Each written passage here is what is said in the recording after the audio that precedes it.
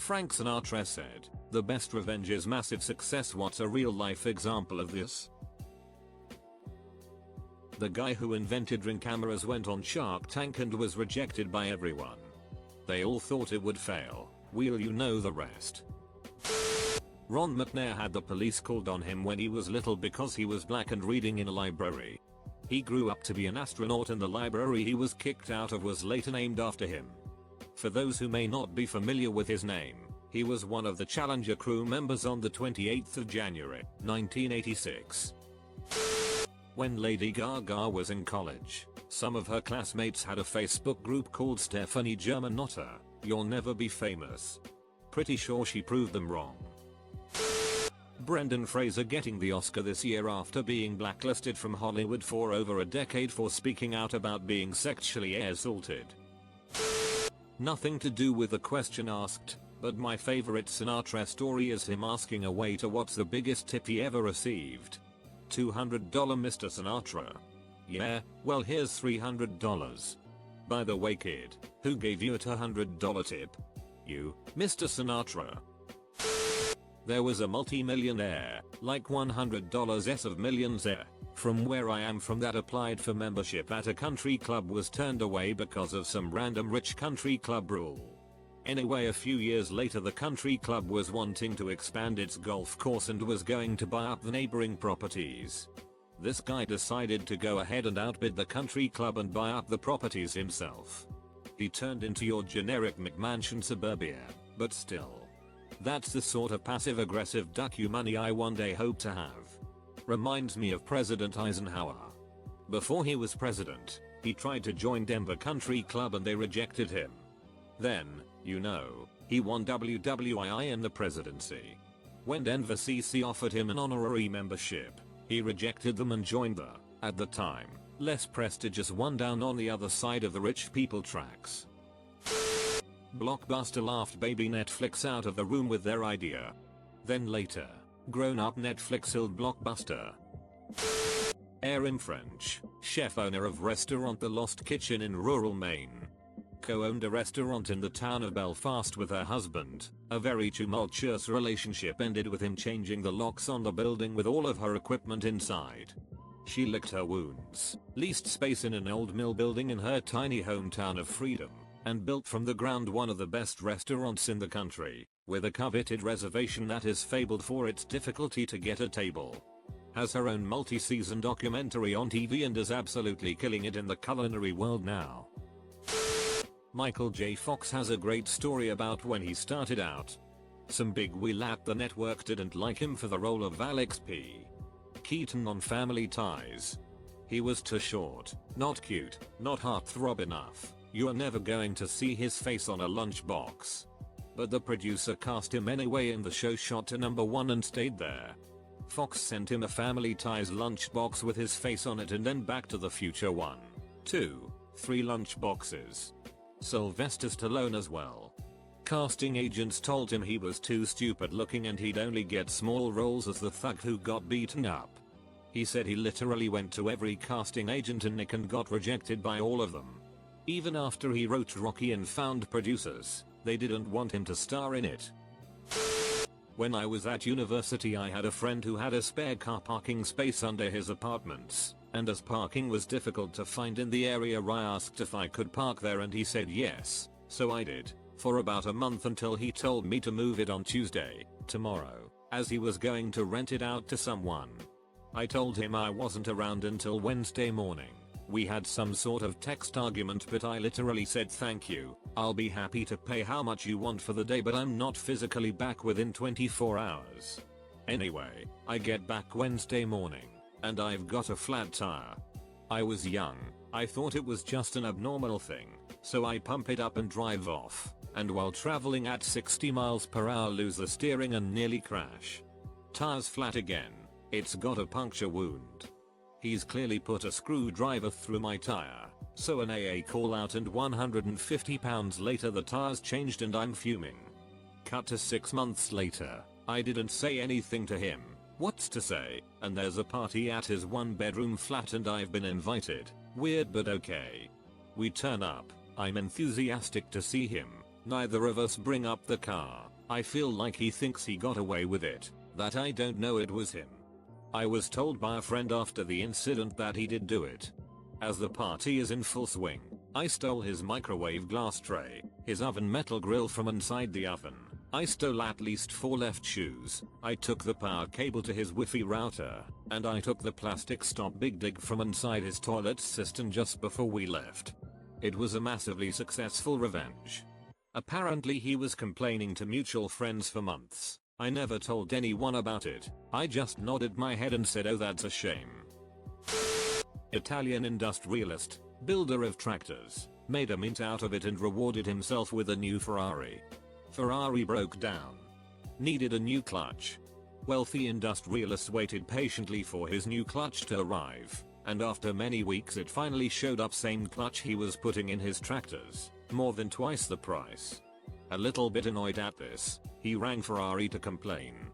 They told him go back to building tractors, leave supercars, and Lamborghini was born.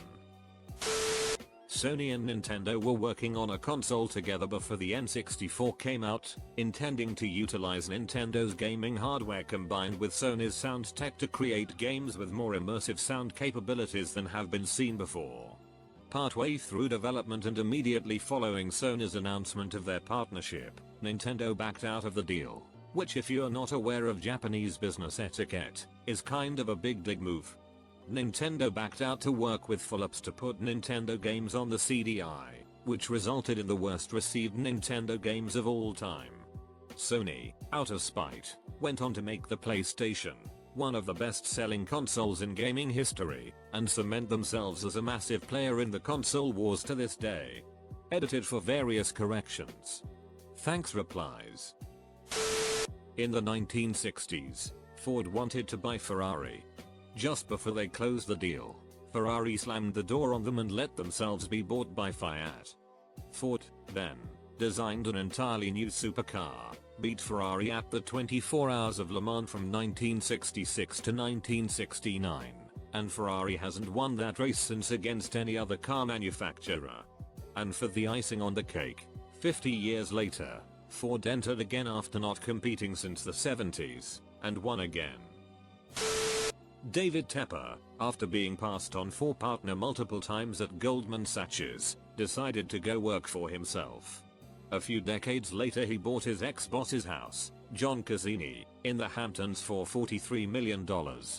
He then proceeded to demolish the thing and put up an even more expensive mansion. George Lucas got the ownership of the toy rights to Star Wars because they don't think it would be successful. He made an absolute killing on those. I worked as CFO for a private company, and after 5 years of poor ownership and family meddling I was let go with no notice or severance, while they owed me tens of thousands of dollars in back pay, expenses, revenue share, etc. I was on the verge of bankruptcy. I won my lawsuit and have a judgment against him and his company which I know I will never collect on. 7 years later I started my own company in the same competitive space. Following his most recent divorce he's about $2.7 million in debt. My company was just valued at $100 million as we move into our 4th year. My mom. She, like the rest of her family, were all dirt poor. For them, it was traditional that they wouldn't go to college and would instead focus on finding a decent at best job as quickly as possible while also getting married and starting families young. My mom was different. She decided instead to go to college, and while she did drink on occasion, she stayed clear of the drugs that had ruined so many of her cousins' lives. She told me that her entire family looked down on her and said that she was wasting her time. Well, now she is currently the only one who owns a house and has a stable, well-paying career. My generation of cousins saw her success and are now following in her footsteps. Sports commentators criticized Lamar Jackson for holding on the Ravens and said that he'd never be able to get a deal done without an agent. As of a few hours ago, he signed a new contract worth $260 million. He's now the highest paid player in NFL history. My high school GF cheated on me, lied to me about it, dumped me a couple days later, and ucked about 80% of my friend group, women included. The following summer I dropped 40 pounds, got a new wardrobe, and stacked my finances. She's wanted to get back with me ever since. This was a decade ago and I have turned her down at every turn over the years. Julie Andrews was very popular as Eliza Doolittle in the stage version of My Fair Lady. However, when the film version was being developed, the head of Warner Brothers Studios, Jack Warner, decided that she wasn't well known enough. They wanted a big name star in the role, so Audrey Hepburn was cast instead, despite needing her singing to be dubbed over.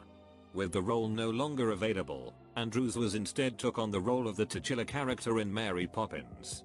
The film was a huge critical and commercial success, and earned Andrews both a Golden Globe and an Academy Award for her performance as the magical nanny. In her Golden Globe acceptance speech, Andrews referenced her snub for My Fair Lady, saying, "My thanks to the man who made a wonderful movie and who made all this possible in the first place, Mr. Jack Warner." Adam Sandler. Lorne Michaels fired him from SNL because he wasn't funny, I assume. Just won the Mark Twain Prize for comedy. Worth $400 million. Successful movie after movie. I bumped into Adam Sandler this past weekend. He was dressed super bummy and was pacing around, talking on his cell phone. Despite being on the phone, he took a few seconds to tell my cousin thank you for the compliments he was given and went about his day. I don't know what he was so concerned about, but I hope that whatever it was is alright. God bless Adam Sandler. Dude is worth $1 gazillion and is as down to earth as it gets. Money never changed who he is as a person. Obama dissed Trump at a correspondence dinner to his face, and Trump must have used that rage to get even. Damn. I wish Obama had picked on Ted Cruz instead, he'd never get elected. Lucille Ball auditioned for the part of Scarlett O'Hara in Gone with the Wind. After getting rejected by the studio producer, she met Desi Arnaz and became one of the most influential stars in the world. The Revenge. She founded her company Desilu and set up shop in the same office the producer rejected her in. One of my best friends in college was unpopular. The guys on my floor thought he was a dork and dismissed him. 5 years after graduating he joined a .com as employee number 3. As the company grew he hired his friends, me included. 10 years after graduation he retired on his .com wealth. I love reconnecting with people from college and letting them know that I'll be retired at 35. The subtext is that if they'd been nicer to him they could have made millions. Adele's song Rollin' in the Deep when she sings Turn My Sorrow into Treasured Gold. Also Fleetwood Mac when Stevie Nicks wrote I'll follow you down till the sound of my voice will haunt you, and she is, almost 50 years later, still out there singing, and I'm sure Lindsay hears her. Malaysia kicked out Singapore with a unanimous decision to not allow Singapore ethnically Chinese to participate in Malaysian politics. Fast forward half a century, Singapore is home of the richest country in Asia. Almost everyone are millionaires and quite low poverty. JK. Rowling was rejected over and over. Eventually she got signed and made like $1 billion. All those who passed on her missed a great opportunity. Using my throwaway for this. Been with my partner for 10 years. 10 years of gaslighting, being told that I am forgetful, pathetic and not going to ever be successful. My kids, not his, are now grown up, and at 50 I was diagnosed with ADHD and now being assessed for autism. That same year I achieved my master's degree, and got myself medicated, and worked hard with my kids to help them onto their life paths as they became adults. This was over the last couple of years. Little does my partner know, that I am about to kick his gaslighting, narcissistic self out, and while I am now verging on poverty, having been manipulated to give up my career to support him and my kids, as he, apparently, couldn't take on any of the emotional or practical roles to assist, I can assure you, dear strangers of Reddit, that in a year's time I will be successful and happier than I've ever been. Proving Sinatra right. Activision, believe it or not. In order to get the funds to fund the sale of the original Atari console, the founders of Atari sold shares of the company to Warner Communications, who treated their game programmers particularly badly. Treated as only engineers instead of game designers. Warner refused to pay bonuses to those who made higher paying games and refused to allow anyone to get credited for their work to avoid their competitors from making offers to poach them from Atari. It was also done to keep production costs to a minimum as per Warner's wishes. In 1979, Atari spread around a memo in their offices as a form of brainstorming tactic to see what kind of games their staff should work on next, and for developers, David Crane, Larry Kaplan, Alan Miller and Bob Whitehead were incredulous to see that they were treated as badly as everyone else in their 35-man team, despite solely being responsible for 60% of all profits for Atari for a number of years. They proceeded to leave the company and make themselves into some of the first third-party developers on the market, since all ports and releases for consoles were exclusively done internally beforehand, as well as the fact that none of the console had actual copy protection. Atari would take major financial losses due to mismanagement within the company, as well as other developers making cheaper games for the console without paying royalties to Atari, while Activision is now basically evil incarnate since Bobby Kotick bought it in 1991. Netflix. Their leaders flew to Dallas and asked for a partnership with Blockbuster. Blockbuster executives laughed at them and told them to get back on an airplane and get the hell out of Texas. Who's laughing now, bitch?